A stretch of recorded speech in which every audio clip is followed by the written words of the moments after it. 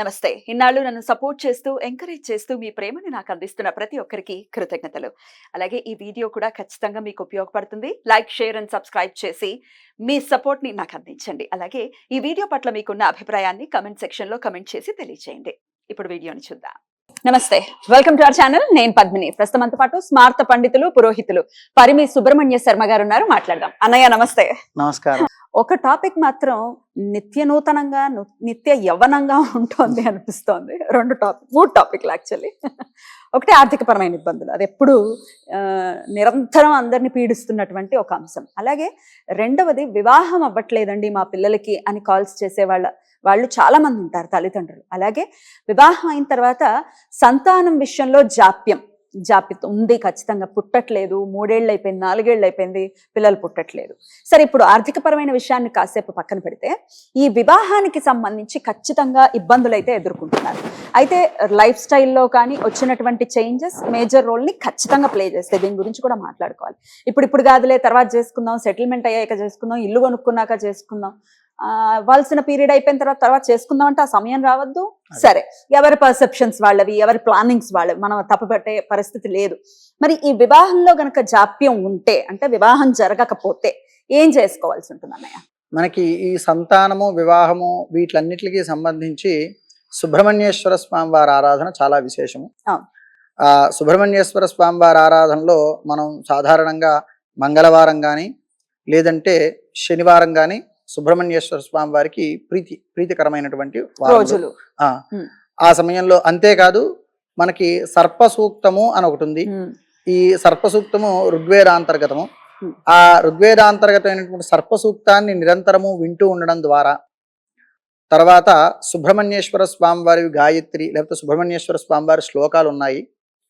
ఇలాంటివన్నీ కూడా వినుటూ ఉండడం ద్వారా, వాటికి ఏదైనా దానికి సంబంధించినటువంటి శాంతులు చేయించుకోవడం ద్వారా నీవు చెప్పినటువంటి ఈ మానవాతీతమైనటువంటివి రెండూ కూడా ఏంటంటే మన శక్తితో, మన యుక్తితో, మన బుద్ధితో, మన ఆర్థిక వ్యవస్థతో మనం చేయలేను అన్నమాట. ఏంటి సంతానం కలగడాన్ని, అది మనం ఏమి సాధించినా కూడా దైవానుగ్రహం ఉంటే తప్పితే ఉండదు. ఎందుకంటే వివాహం చేసుకునే సంకల్పమే ధర్మ ప్రజా సంపత్తి అర్థం. శాస్త్రమే చెప్పింది, నువ్వు ధర్మపరమైనటువంటి సంతానాన్ని పొందాలయ్యా, అందుకని ఈ పని చెయ్యి అని చెప్పింది. ఆ వివాహాన్ని యోగింప చేసుకోవాలన్నా, మనకి సంతాన ప్రాప్తి కలగజేసుకోవాలన్నా సుబ్రహ్మణ్యేశ్వర స్వామి అనుగ్రహం చాలా ప్రాధాన్యం ప్రతి మానవుడికి. సుబ్రహ్మణ్యేశ్వర స్వామి ఆరాధన గురించి విశేషంగా అందరికీ తెలిసిన విషయం. ఎందుకంటే పెద్ద పెద్ద క్షేత్రాలు ఉన్నాయి, ఇక్కడికే సుబ్రహ్మణ్యేశ్వర స్వామి విశేషంగా వెళ్తారు. మన దగ్గర విజయవాడ దగ్గర మోపీదేవి ఖచ్చితంగా వెళ్తూ ఉంటారు. అయినప్పటికీ జరగట్లేదు అనే వాళ్ళ సంఖ్య ఉంటుందేమో, లేకపోతే అసలు వెళ్ళనే లేకపోవచ్చు. కొంతమంది పిల్లలు అమెరికాలో ఉన్నారండి, వాళ్ళు మా మాట వినట్లేదు అని వాపోయేటటువంటి తల్లిదండ్రులు ఉన్నారు. మరి ఇప్పుడు నువ్వు చెప్పినటువంటి సర్ప సూక్తం, అది చదువుకోవటమా వినటమా ఏంటన్నయ్య? సర్పసూక్తం చదువుకోవడానికి ఉండదండి, ఎందుకంటే ఋగ్వేదాంతర్గతమైనటువంటిది. అది మామూలుగా సాధారణంగా ఈ కృష్ణబేజుర్వేదీయులు కూడా, అంటే ఇలాంటి మాలాగా స్మార్త పురోహితులు ఇలాంటి వారు కూడా చాలా మంది ఋగ్వేదంలో ఉన్నటువంటి ఆ సర్పసూక్తం అనేది చెప్పుకోరు.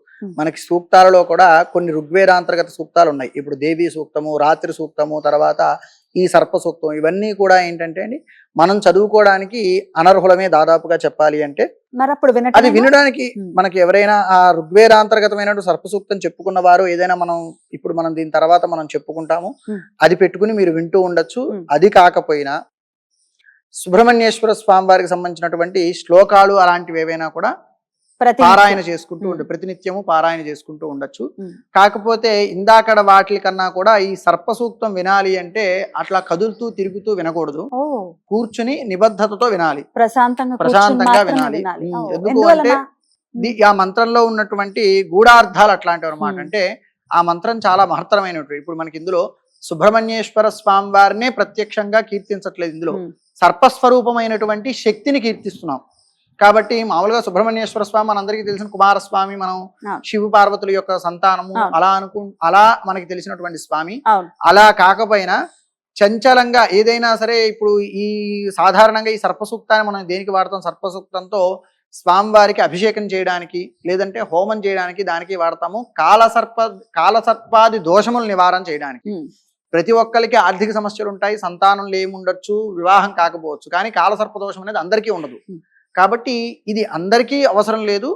ఎవరైనా సరే అలా అగమ్యగోచరంగా గనక బాధింపబడుతూ ఉంటే, అంటే ఏ ప్రయత్నాలు చేస్తున్నా కూడా వాళ్ళకి సాధన కావట్లేదు అంటే సాధ్యం కావట్లేదు అంటే అలాంటి వారికి ఈ కాలసర్ప దోషం ఉన్నదా అని ఒకసారి చూసుకుని దానికి తగ్గట్టుగా దాని ఉపశమనంగా ఈ కాలసర్ప దోషానికి సంబంధించినటువంటి సర్ప సూక్తాన్ని వినడం ద్వారా, ఇది కూడా ఏమిటంటే వినడం అంటే ఒక్కసారి ఈ సూక్తాన్ని ఒక్కసారి వినడంగా కాదు, ఇది ప్రయోగంగా వినాలన్నమాట. అంటే 7 సార్లు వినాలి.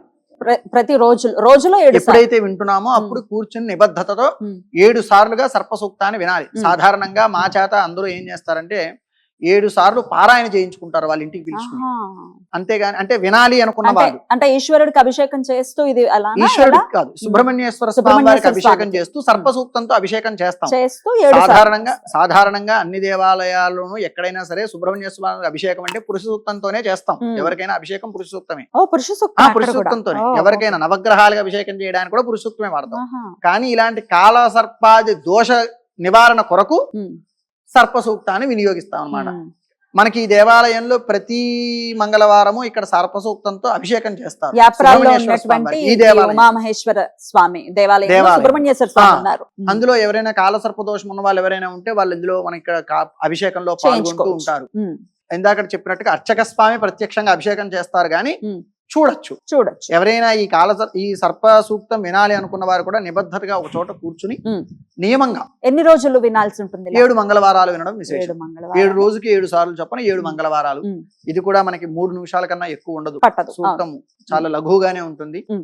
ఋగ్వేద అంతర్గతం ఇది. ఋగ్వేదంలో ఉన్నటువంటి మంత్రాలు ఇవి.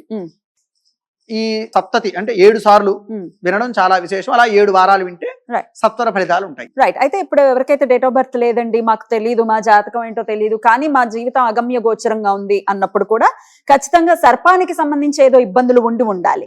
అలాంటి వాళ్ళు కూడా వినొచ్చు కదన్నయ్య? తప్పకుండా. మరి అయితే ఇంకొక ప్రశ్న ఖచ్చితంగా మరి తల్లిదండ్రులు అవుట్ ఆఫ్ అంటే లవ్ వాళ్ళ మీద వాళ్ళ పిల్లల మీద వాళ్ళకు ఉన్నటువంటి ప్రేమరీత్యా అడగచ్చు ఈ ప్రశ్న. మా పిల్లలు ఇవన్నీ నమ్మరండి, మరి మేము వినొచ్చా మా పిల్లల కోసం అని అడుగుతారు. వారికి తత్ఫలితం ఏమైనా వస్తుందా పిల్లలకి తల్లిదండ్రులు ఒకవేళ చేస్తే? వినడం ద్వారా వచ్చే ఫలితం అయితే రాదు, కానీ మీరు ఆర్జించినటువంటి పుణ్య ఫలితం వాళ్ళకి వస్తుంది. తల్లిదండ్రులు చేసిన పుణ్యం పిల్లలు ఖచ్చితంగా అనుభవిస్తారు. ఆ ప్రకారంగా మీరు ఒక పుణ్యకర్మ చేస్తున్నారు కాబట్టి ఆ ఫలితాన్ని వాళ్ళు అనుభవించే అవకాశం ఉంటుంది. కానీ వినడం ద్వారా ఏదైతే శ్రవణోక్తమైనటువంటి పుణ్యం ఏదైతే ఉంటుందో, శ్రవణోక్తమైనటువంటి ఫలితం ఏదైతే ఉంటుందో, వినడం ద్వారా వచ్చిన ఫలితం అయితే వాళ్ళకి వర్తించదు. కానీ మీరు ఆర్జించిన పుణ్య ఫలితాన్ని వారు అనుభవిస్తారు. ఫలితం ఉంటుంది, లేకపోవడం ఉండదు. కాకపోతే ప్రత్యక్షంగా పిల్లలు వినటం అనేది శ్రేష్టం. మీరు చూసిన కథని పిల్లలకి చెప్పడం అన్నమాట. మీరు చూస్తే మీకు కలిగిన ఫీలింగ్ వాళ్ళకి కలగాలని ఏం లేదు, కానీ ఉంటుంది, తెలుసుకుంటారు, విషయం తెలుస్తుంది. మీరు 10 సార్లు చేయడం ద్వారా వాళ్ళకి 11వ సారి వాళ్ళే వింటే బాగుంటుందని అనిపించవచ్చు వాళ్ళకి. తద్వారా అయినా కదా ఫలితం అంతే. మంగళవారం ఏ సమయంలో వింటే శ్రేష్టం? ప్రాతకాలం అన్ని విధాల విశేషం. ప్రతి మంగళవారము కుజహోరతోనే ప్రారంభమవుతుంది 6 to 7. కాబట్టి ప్రాతకాలం విశేషం. మనకు కూడా మలినాలు ఏమి అంటుకోకుండా ఉంటాయి మనసుకి.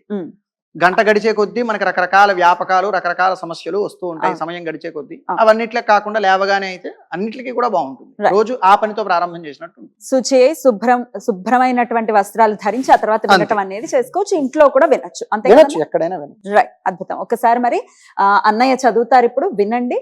7 సార్లు వినమని చెప్తున్నారు కాబట్టి సో మంగళవారం ఖచ్చితంగా వినేటటువంటి ప్రయత్నం చేయండి. నేను కూడా లైవ్ ఇచ్చేటటువంటి ప్రయత్నం చేస్తాను ఎవ్రీ ట్యూస్డేస్. అది మీకు ఉపయుక్తంగా ఉంటుంది కాబట్టి. ఇప్పుడైతే సర్పసూక్తాన్ని విందాము. యజుర్వేద అంతర్గత సర్పసూక్తం చదువుతున్నానండి. అందరూ కూడా మంగళవారాలు మనం ఇందాక చెప్పుకున్నట్టుగా 7 మంగళవారాలు శ్రద్ధగా ఒక 7 సార్లు ఈ యజుర్వేదాంతర్గత సర్పసూక్తాన్ని వింటే చాలా విశేషము. ఓం నమో అస్తు సర్పేభ్యో ఏకే చ పృథివీ మను ఏ అంతరిక్షే ఏ దివితేభ్యః సర్పేభ్యో నమః ఏ దోరోచనే దివో ఏ వా సూర్యస్య రశ్మిషు ఏషామప్సుషదః కృతంతేభ్యః సర్పేభ్యో నమః యా ఇషవో యాతు ధానానాం ఏ వా వనస్పతి గుమ్రను ఏ వా వటేషు శేరతే తేభ్యః సర్పేభ్యో నమః ఇదగుం సర్పేభ్యో హవిరస్తు జుష్టం ఆశ్రేషాయేషామనుయంతి చేతః ఏ అంతరిక్షం పృథివీం క్షియంతి తేన సర్పాసో హవమాగమిష్ఠాః ఏ రోచనే సూర్యస్యాపి సర్పాః ఏ దివం దేవీమను సంచరంతి ఏషామాశ్రేషా అనుయంతి కామం తేభ్యః సర్పేభ్యో మధుమజ్జుహోమి నిహృష్వైరసమాయుతైః